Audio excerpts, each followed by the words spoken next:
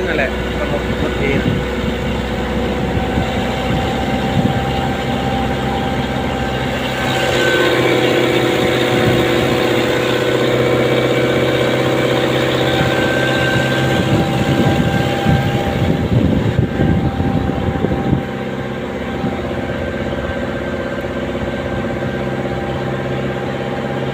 พื้นเล็กนึงเด้อ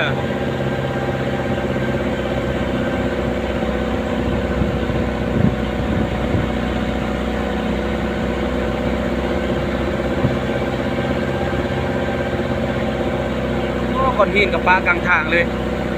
ตาย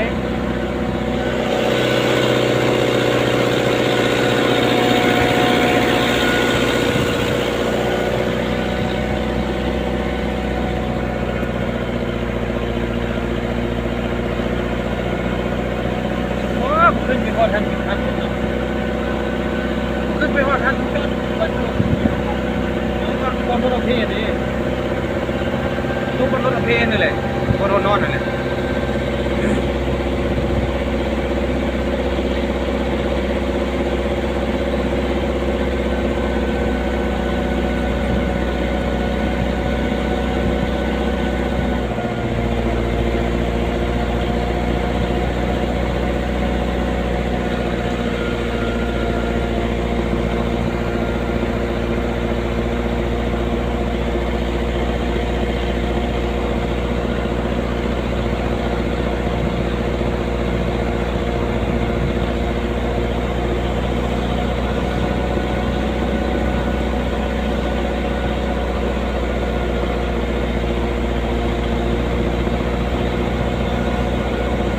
ไปเลยมาพักกันได้ไปเลย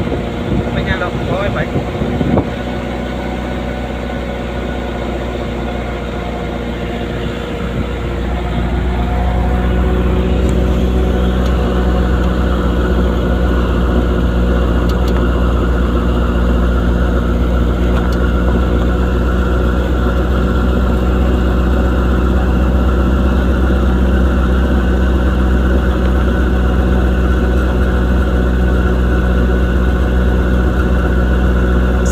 ที่เขาขึ้น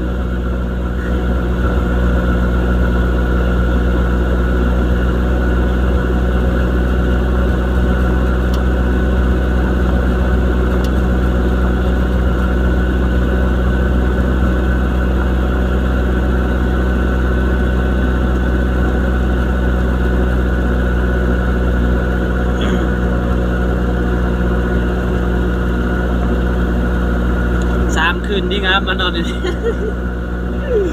เก่ง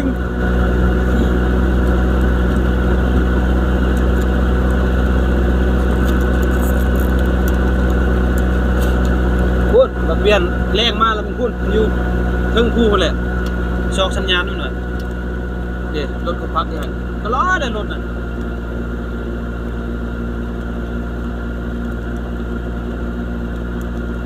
บางคนฮอตนี่ก็เซ็กเบรกเซ็กย่างแล้วก็ลงไป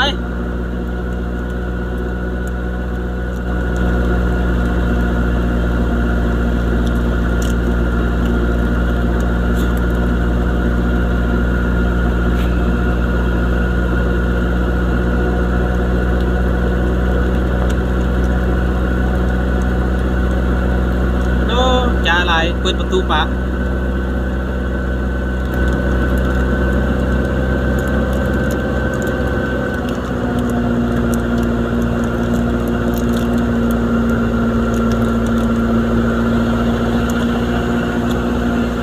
วันนี้แหละนอน3 คืนนะพักเหรอ